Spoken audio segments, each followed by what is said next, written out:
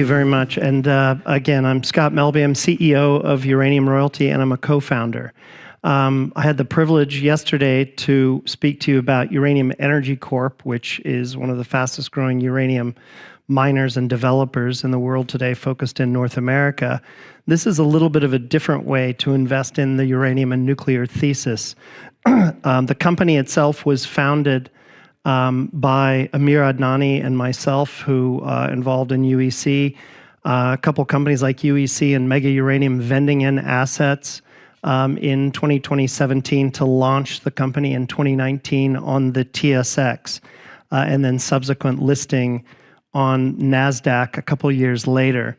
But long story short, before we get into kind of the macro, is we've created the first and only pure royalty and streaming company in the uranium space. So we basically saw the enormous success of Franco-Nevada, Wheaton Precious, Sandstorm, Royal Gold. We love that the investors love that kind of diversified exposure to commodities through royalties and streams. We also see how it's become a very important source of mine development capital for new mine development, and for an industry that had gone through, like uranium, through such a deep and dark bear market over 11 years, there wasn't a lot of mine investment coming in. We were basically shutting mines in, taking it out of production.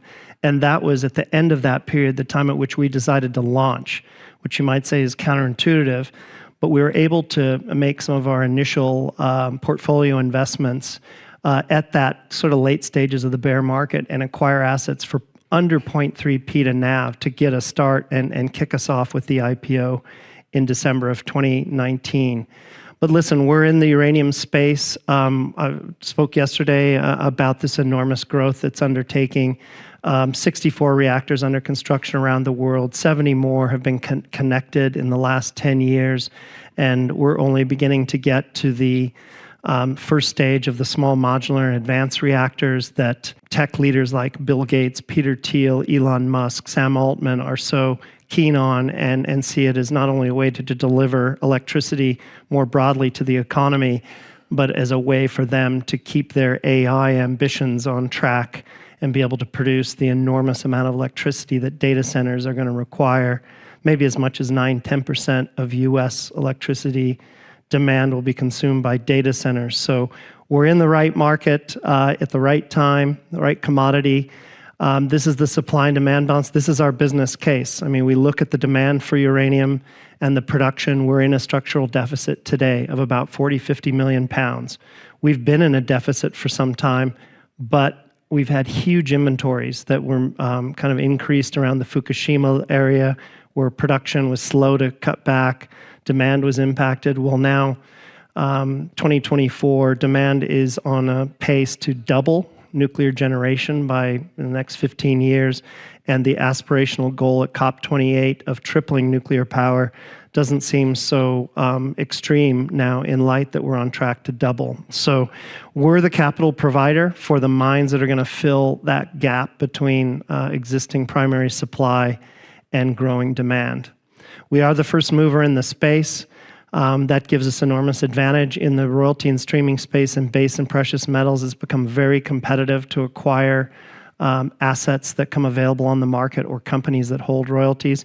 I don't think we'll be alone for long, and we're beginning to see companies that are very eager to join us. We welcome the competition, but we have decades of experience in uranium. We understand the risk-return proposition that is uranium, and it's quite unique.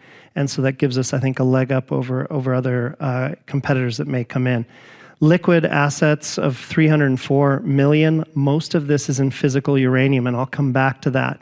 But we decided that to not only have a war chest to go out and acquire new royalties and streams, but for the early investors, the early shareholders, we wanted to expose them to uranium off the bottom of the market, and we've already seen very significant appreciation in our physical uranium holdings. Our portfolio is quite large for a new company that launched in 2019. We have 22 interests on 19 projects today. This is a global focus, so we're looking at uranium jurisdictions all around the world. Management teams, as is the case in royalty companies, are quite small, but the people that we have are quite experienced. So we have decades of experience in exploration, mine development, marketing, finance in the space. Very small overhead. For a company our size, we're 300 million market cap. We can grow double, triple in size with largely the G&A that we have in place, which is about 5 million a year to run this company. A lot of those costs are the holding costs of the physical uranium. So quite an efficient model, as it should be in uranium space. UEC, I'll mention, is the largest shareholder. They hold a 15% interest, but it's a very separate business model, separate business structure. But we're held quite extensively, both retail and institutional investors. We're in all the ETFs, URA, URNM, all hold UROY in the portfolio. Again, market cap at about $3 billion. We have no debt and pretty lean share structure. We're covered by 3 companies. Sometimes it's hard for investors to get their heads around. It's hard enough to model 1 or 2 mines in a company's portfolio, but when you have to model 19 mines, you might find the research coverage by H.C. Wainwright, Canaccord, Paradigm as helpful to help you try to put a proper valuation on the company. Diversification is key for any royalty company. We want to be diversified in geography, stage of development, size of mines across the entire industry, and we've set out to do that. To date, all of our royalties were acquired in the secondary market, meaning they were existing royalties. They were remnants of M&A transactions, landowners. Some of these have been quite innovative. We've bought them out of the estates of wealthy families that held these royalties, and they were just sitting in the kind of the wealth transfer in their generational transfer. The desire to monetize that either in cash, selling their royalty to us, or taking shares in a broader investment like Uranium Royalty is quite attractive to them. But I will say of our pipeline of new business opportunities, and it's quite a full pipeline right now, 6 or 7 projects we're looking at, 80% of those are new financings where we're competing with debt and equity to provide 25, 50, maybe even as much as $100 million to a miner developer to get over the hump and into production. And in exchange, they'll grant us a royalty interest on the project. I'm often asked, well, how do you compete against debt and equity? And quite frankly, it comes down to cost of capital. If you can be the lowest cost of capital for that developer, they'll go forward with you. But even if it was about even basis with debt or equity, we have a lot of advantages in that as uranium experts, people with decades of experience in uranium industry, when we come alongside and we invest in a project, it's a third-party endorsement of that project in capital markets. It's also an expansion of our counterparties' capital markets activities. When we're out talking to investors like yourselves, we're talking about their projects, and it expands more eyes, more ears on our counterparties' projects. And we've also advised our various counterparties on marketing decisions, development decisions. We are truly a partner. We're not an uncaring bank that just has a financial interest. We're partners in those companies' success. And these are the companies that we are invested in, have investments in their projects. Some of the largest companies in the world, Cameco, Orano, Paladin, some of the entrepreneurial juniors, Encore, Energy Fuels, Paladin, Laramide, Peninsula. These are the companies. It's interesting in the uranium space, a lot of the new mine development's not being done by the majors. It's the juniors that are building the new mines. And so we want to be invested alongside of them. To date, I would say we're overweight in North America, Canada and the United States. That's not such a bad thing given geopolitics in the world today with Russia, Ukraine, and potential issues in China. To have interests in conventional and in situ mining assets in the United States and be present in the Athabasca Basin of Saskatchewan and in Eastern Canada is a good thing. We do have interests in Africa and a small interest in the Salamanca mine in Spain. We took a very conscious decision, as I said, to buy uranium off the bottom of the market. We, to date, have acquired close to, well, a little over 3.5 million pounds at a cost of under $60 a pound. As a way to park our cash, our war chest is parked in uranium, which has gained significantly over this period of time. We've sold some material to fund acquisitions, and will continue to do so. We have about 2.7 million pounds of uranium in inventory today at a cost of under 60. When uranium prices went up to 160 and pulled back to 80, all the uranium equities pulled back along with it. There was a point where the value of our uranium inventory, which we can turn to cash tomorrow, was approaching our market cap and was like a flashing buy signal for a lot of individual and institutional investors. So we've been on quite a run in the last week. We're up 18-20% on strong uranium nuclear news.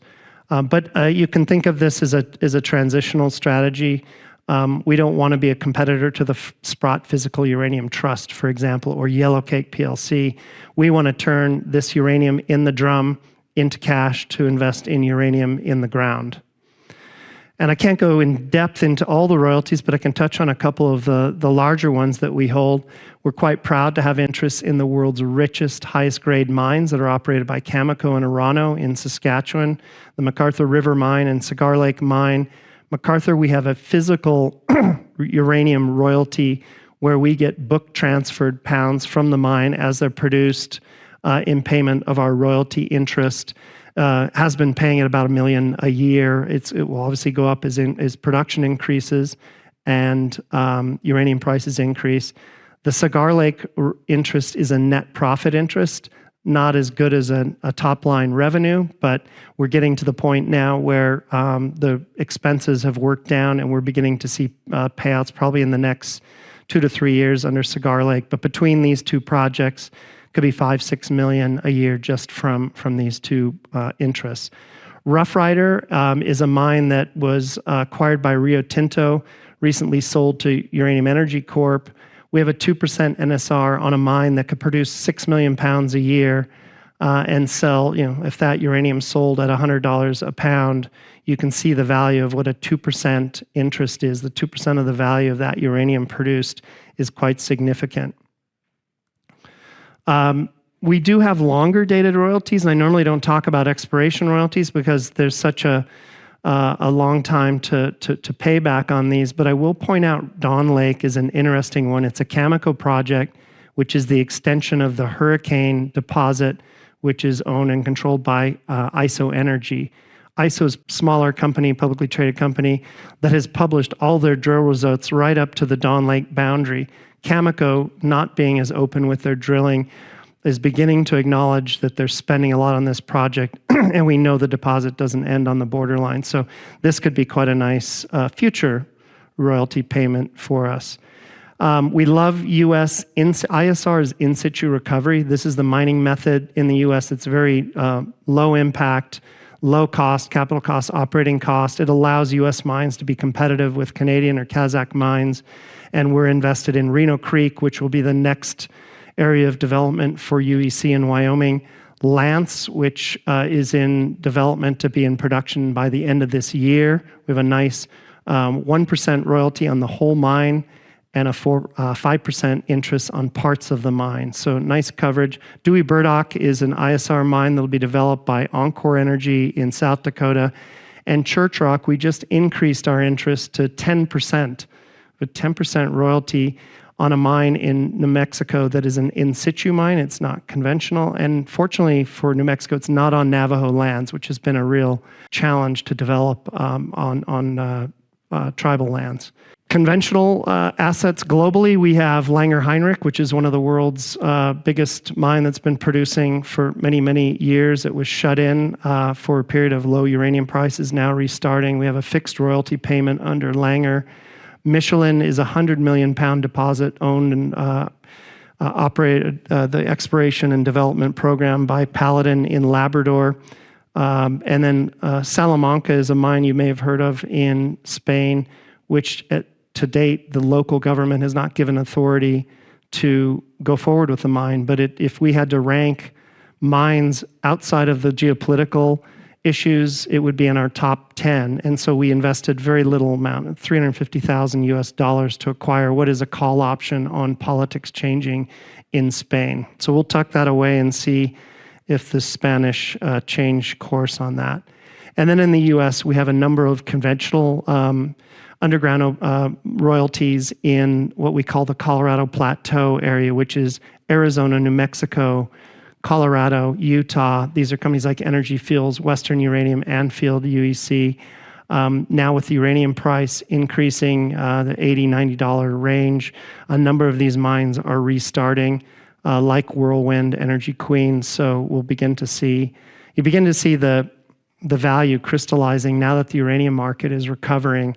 If we had to estimate our revenue expectations in the coming years, I would say by 2027, $10 million in annual revenue, $20 million by 2030, $40 million by 2033, if we did nothing more, if we just sat on the current portfolio. That's a nice move to probably about $50 million by mid-2030s. But we're very active, and we are looking to add and grow the portfolio. So look for catalysts as we announce new deals that broaden our exposure. We want to have royalty interests in every uranium district in the world, and frankly, I'd like to have interests on every mine in the world if we could. So just know that that's the kind of growth trajectory that we're on. So in closing, this is just, listen, the investment thesis around uranium has never been better. In my 40 years, I've never seen the combination of the green energy transition, the demand for more energy, for electrification of modern society with transportation, data centers, homes and businesses. I've never seen the fundamentals so strong for nuclear, and never seen a greater need for more uranium mines to be built more quickly around the world than we see today. So this is another way, if you want to be invested in that story and not be invested in just a single mine or single company, have diversification, but exposure to the uranium space, royalty and streams are an excellent way to play the uranium investment. Scott, this is mind-boggling, I would say. Can I just expose my ignorance, which I've done 2 days in a row? You've been saying that all week, and you're not that ignorant.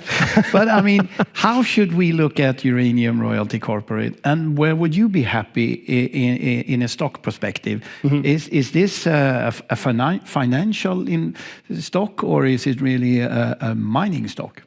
Well, it has elements of a equity investment in a mine. Mm. It has elements of the physical commodity ETFs, and it has elements of an ETF with the diversification. Mm. So I would like to say that we take some of the best aspects of all those investments and we put it in one without a lot of the downsides. Like if you think of in a high inflationary environment where CapEx blowups are quite common in mining projects today, if you have a top-line royalty gross revenue interest, you're protected from the inflationary effect. Obviously, you don't want the inflation to blow up the viability of the mine, but if the costs go up, we still get paid off the top, which is a really nice position to be in.